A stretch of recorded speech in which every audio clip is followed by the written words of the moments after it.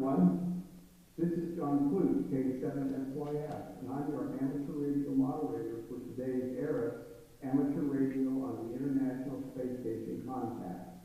I'm speaking to you from my home in Sandpoint, Idaho. Through the help of amateur radio volunteers and the crew on the ISS, we hope to soon establish an amateur radio contact with the International Space Station as it flies 260 miles above the Earth over New Hampshire.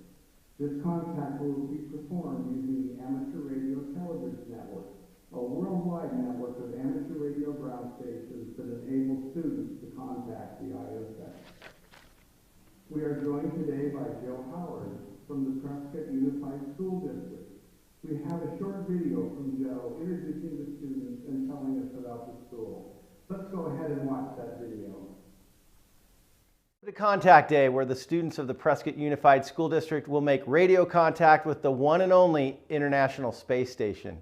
We are so excited and have been preparing for this event for nearly 2 years. PUSD is extremely honored to have been chosen for this rare opportunity at the same time that we celebrate our 150th year of serving our families and community.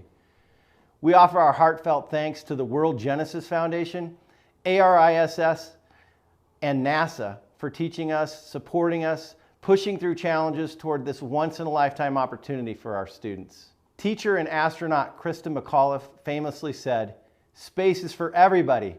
It's not just for a few people in science or math or for a select group of astronauts. That's our frontier out there, and it's everybody's business to know about space." Today, space is for our community right here in Prescott, Arizona. Please join me as we share a short video describing what Prescott Unified School District does for every child every day. And enjoy the program.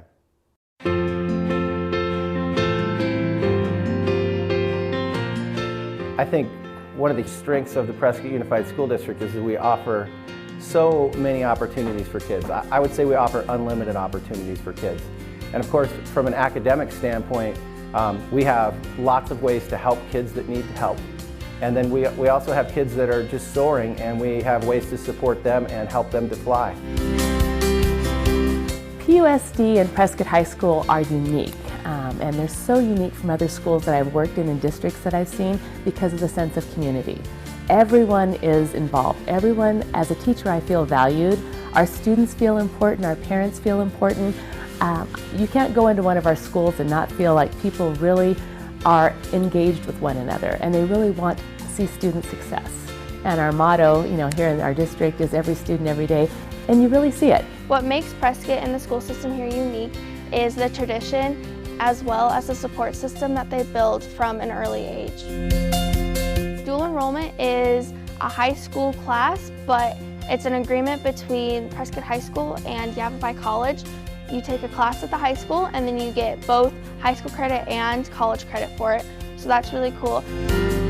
What makes our district special to the parents is their openness. I believe that any parent could contact any member of the teaching staff, our administration, our district management, ask questions, express concerns, and they're going to be answered. Prescott Unified School District has prepared me for the real world. Because of PUSD, I have the skills to take on my next challenge in life, which is the United States Military Academy, West Point. So sometimes it doesn't feel like a job. It feels like a part of who I am. It's our responsibility to take care of kids and give them the best hope for the future.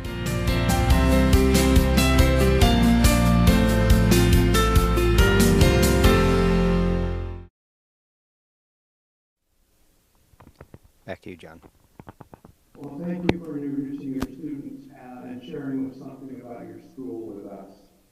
The Amateur Radio Relay League has provided us with a short video that tells us a little bit more about an ERA contact and how it happens. Let's watch that video.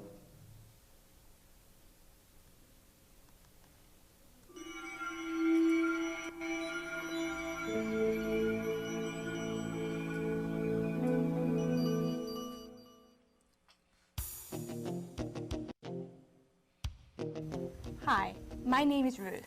And my name is Chris. You must be pretty excited to talk directly with astronauts on the International Space Station today.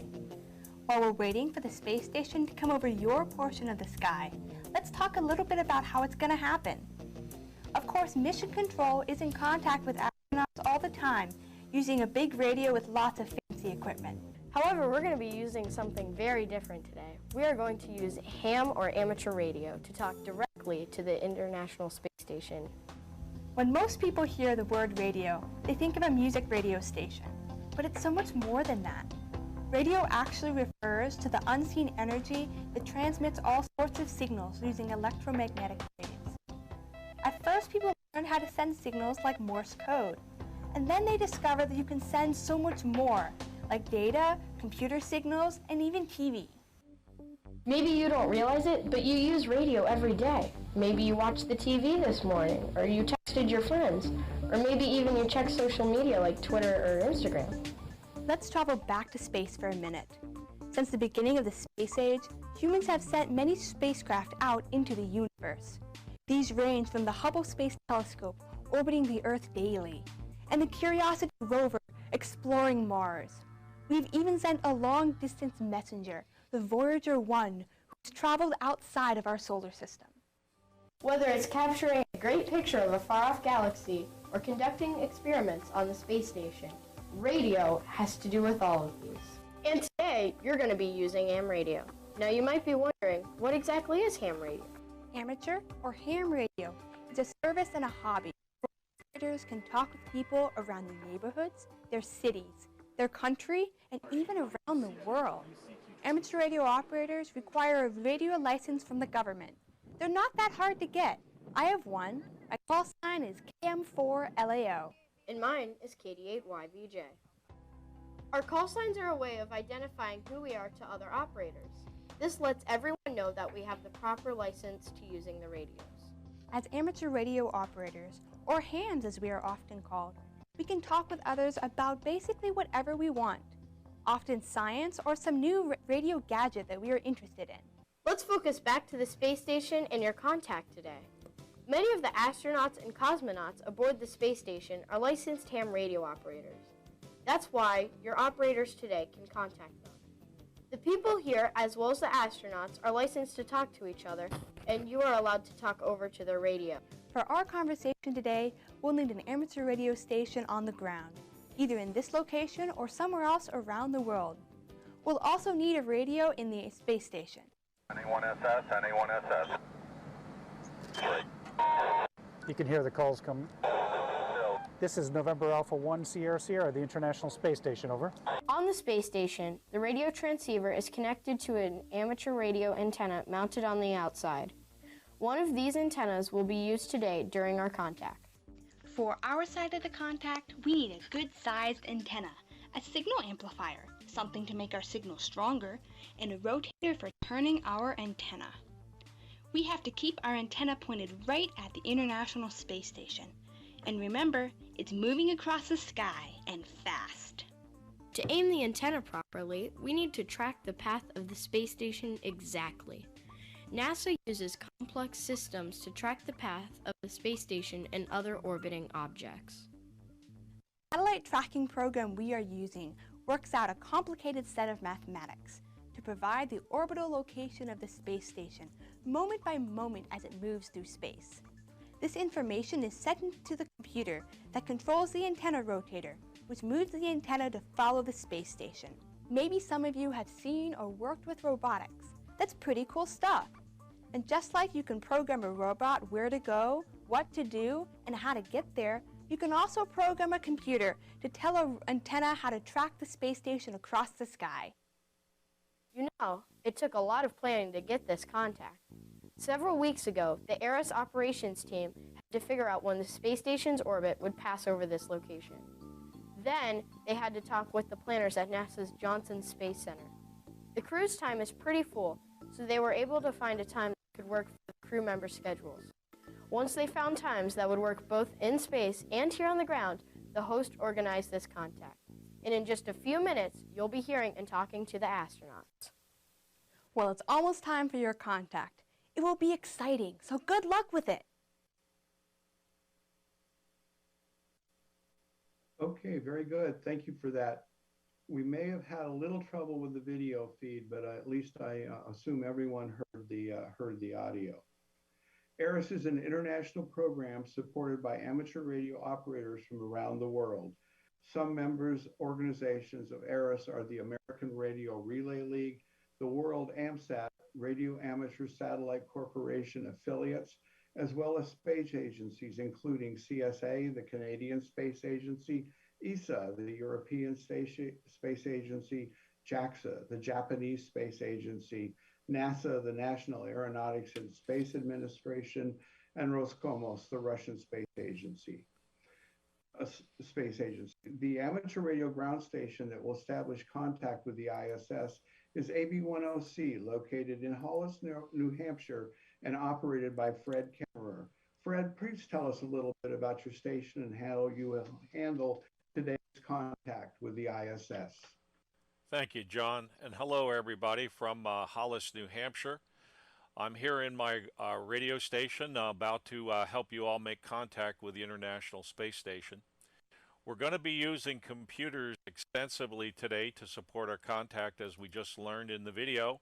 You can see the ISS is just over Mexico and the southern part of California right now. As this circle covers the area on the ground, you can hear the ISS, and in roughly 4 minutes, we're going to be able to establish contact. We're going to begin by calling the International Space Station with their call sign, November Alpha 1 Sierra Sierra. And once we have a good radio link established, we'll be able to talk to the astronaut on the ISS, and you'll be able to start your Q&A. We're using some large antennas here, and about 1 minute before the contact begins, the antennas will begin to track under computer control to where the ISS will come over the horizon here in New Hampshire. So with that, John, let me send it back to you, AB10C. Thanks, Fred, for sharing with us something about your station. We have about a little less than 3 minutes of contact time. Our contact for today is astronaut Mark Van de Heij, Kilo Golf 5, Golf November Papa, who will be using the ISS call sign NA1SS. We all need to be as quiet as possible when not speaking. Remember, what we're doing on the ISS is an experiment, so we can never quite know the results of that experiment until it's finished. And students, very important, please don't forget to say over when you finish your question. The ISS should be up in about 3 minutes. As I said, right now it is traveling 260 miles above the Earth at over 17,500 miles an hour. As Fred alluded to, at that speed, it takes about 10 minutes for the ISS to go from one horizon to another. So while it's a brief contact, it's very important that we keep everything moving as we move along. Fred, I show them about 5 degrees below your horizon with AOS in about 2 minutes. So with that, I'm going to turn it back to you because we certainly don't want to miss any of the contact time. Fred, over to you. All right, John, thank you, and thanks for that excellent introduction to the contact today. All right, let's watch the ISS as it approaches us here in New Hampshire. About 1 minute and 50 seconds till the ISS comes over the horizon. You can see it's over the southwestern United States at this point. Let's just zoom in a little bit closer so we can see exactly where the space station is. There we go. And you can see that it'll break the boundary of where we can hear it. This large blue circle will turn red when the ISS comes in range. In about 30 seconds, the antennas will adjust themselves to point southwest from my location here in New Hampshire and try to track the ISS as it comes over the horizon. Computer software is a critical part of space communications and all of the mathematics to understand the ISS orbit and point our antennas and control equipment here are all programmed in software. So the operation of the station is largely automatic. 1 minute to contact now, and as you can see, my antennas here are beginning to move in the direction where the ISS will come over the horizon. It's likely we won't hear the ISS immediately when it comes over the horizon. We may have to call just a little while. to reach the ISS and contact us. T-minus 35 seconds now till the ISS comes over the horizon. You can see the antennas are tracked in and just waiting for the ISS to come up here. It will be very, very exciting when we first hear our astronaut. And students, as I begin to call, remember, I'll let you know when it's time to ask the first question, and don't forget to say over. T-minus about 12 seconds. I'm going to go ahead and begin calling the ISS. And good luck with your contact, students. November Alpha 1 Sierra Sierra. November Alpha 1 Sierra Sierra. This is Alpha Bravo 1 Oscar Charlie for a scheduled school contact. Over.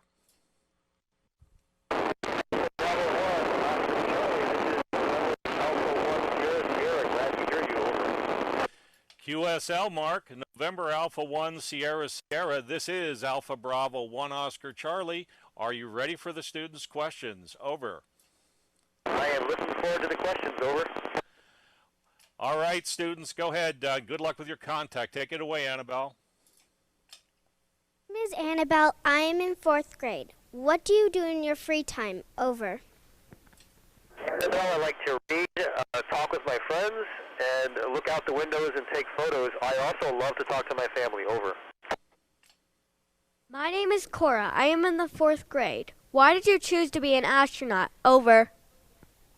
I chose to be an astronaut because of the combination of physical and mental challenges, as well as the opportunity to serve all of humanity.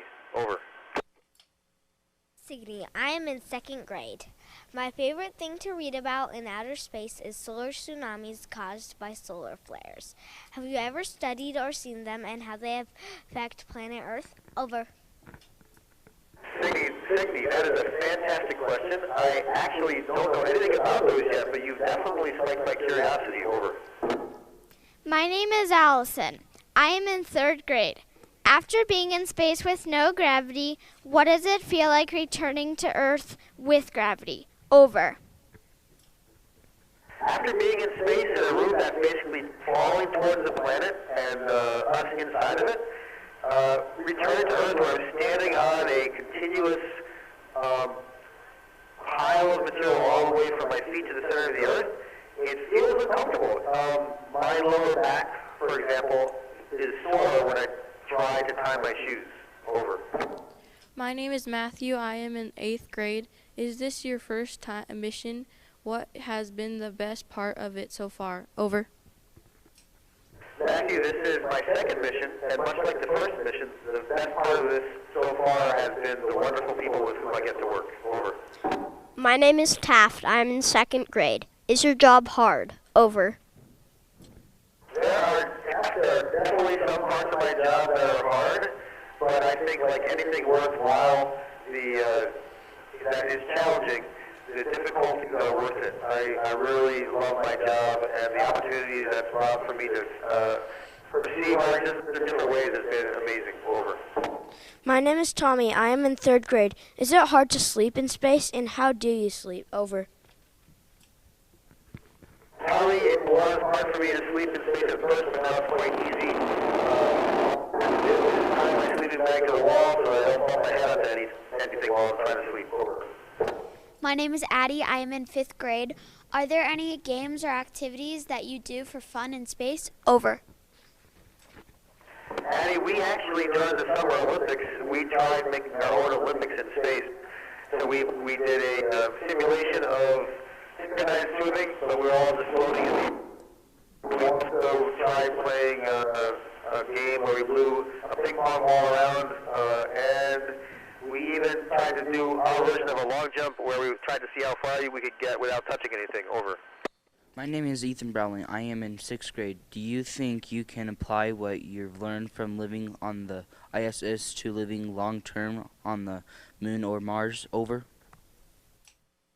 Absolutely, Ethan. In both those places, much like here, we will be in constrained environments that are inhabitable to humans outside of the habitat we're in. So the skills we have with interpersonal relationships, which are super important for expeditions, as well as understanding how to keep healthy, are extremely important. Over. My name is Sophia and I'm in 8th grade. Can you describe the launch process and what is the best and worst part? Over. Sophia, the launch process, gosh, was amazing. It was, the best part was once the engine stopped firing, and I actually had the sensation of being at the top of a roller coaster when you kind of rise out of your seat and are held in your seat by the straps, because that's exactly what it felt like. It just went on for hours. Over. My name is Owen. I am in 7th grade. What kind of schooling or career path prep did you have to do to become an astronaut in space? Over. Process, not so much about the launch. It was the time period while I was waiting for the parachute to open. That was the one time that I felt afraid. Over. Go ahead and ask your question again, Owen.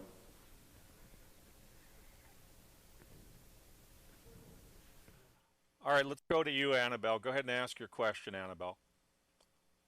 My name is Annabelle. I am in 4th grade. Have you ever cooked for your crew in space? Over.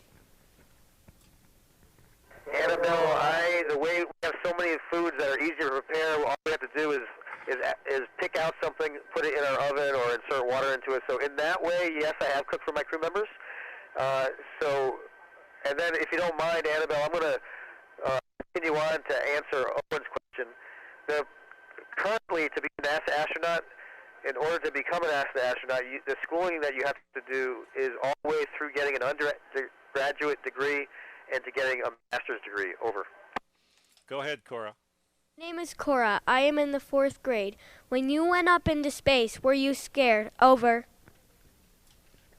Cora, like I mentioned in the earlier answer, only when I came back from space did I have a moment that I was scared. While I was waiting for the parachute to open, I didn't realize I was scared until I realized how happy I was when the parachute opened. Over. My name is Signe. I am in 2nd grade. What types of problems do you have to fix on the space station? Over. Signe, most of the problems we have to fix on the space station have to do with routine maintenance. It might be replacing consumables. Sometimes things go wrong. Like, for example, we've had a smoke detector go off and we could smell something that smelled like a burning smell. We also had a vehicle dock with the space station that misbehaved, if I can use that word, and started pushing the space station out of the orientation we wanted it to be in. And we had to fix that problem as well. Over. My name is Allison. I am in 3rd grade. What are you studying right now, or what experiments are you doing on the space station? Over. Allison, there are hundreds of experiments we're doing on the space station right now. 3 that I'll mention. One is called SEER. It deals with combustion and might have environmental benefits. There's another one called ring sheared drop that has the potential to benefit those who are afflicted by Alzheimer's. There's also an experiment called plant habitat, which could potentially benefit future space explorers as we learn how to grow plants in space. Over. My name is Matthew. I am in the 8th grade. Do you get viruses like the flu or cold in space, and what do you do when one of you gets sick? Over. Matthew, I would say that we probably get flus and the cold less often in space because we interact with so few people. But we could, and if we did, and sometimes we get sick from other things, we have really good medical advice with the doctors we can talk to on the ground, and we've had lots of medical training before we come to space. Over. I'm in 2nd grade. Do you think there's another life form in space? Over. I would not be surprised if someday we discover life in someplace else in the universe. I don't have any reason to believe there is, but I just don't have any reason to believe there is not either. Over. My name is Tommy. I am in 3rd grade. How far away are you from the Earth? Over. The space station travels around the Earth 240 miles above the surface of the Earth. Over. My name is Addie. I'm in 5th grade. What changes do you notice in your body when you arrive on the ISS and when you return home to Earth? Over. Addie, when I got to the space station, one of the first things I noticed was my face started feeling puffy because we have what we call a fluid shift. And then when I returned to the ground, I felt a little wobbly. I wasn't used to having to balance, and so the muscles that I used to balance, as well as the way my brain works to keep me balanced, needed some time to readapt. Over. My name is Ethan Bremley. I am in 6th grade. Do you ever feel homesick, scared, or nervous in space? If so, what do you do? Over. I would say, yeah, I felt homesick, and I get the opportunity to talk to my family frequently. I like to talk to my children once a week, and my wife I talk to every day. And also, another thing that I would love to be able to go outside and feel the wind and even feel rain. And what I do instead is I look out the windows here. Over. Okay, last question, students. My name is Sophia and I'm in the 8th grade. How much living space is there in the space station, and do you have any privacy? Over. The station has about the internal volume of a 6-bedroom house, and we do have a small closet that is our own private space to sleep in. Over. Say thank you so much. Here's Owen, our last student. Thank you. Thank you for sharing your time and experience, and our students want to say thank you and goodbye. Thank you. Thank you so much for the questions. Oh, that's really. All right, Mark, thank you. I believe we've lost you at this point. November Alpha 1, Sierra Sierra, Alpha Bravo 1, Oscar Charlie, clear and send. Great job, students. Very good. Well, we've just had been part of a learning activity featuring students of the Prescott Unified School District speaking with astronaut Mark Vande Hei on the International Space Station. On behalf of all the international volunteer teams of ARIS and our supporting agencies, this is amateur radio operator Kilo 7 Sierra, Yankee Sierra, sending my greetings to all of you in traditional amateur radio terms. 7 3s and best wishes. That ends the program.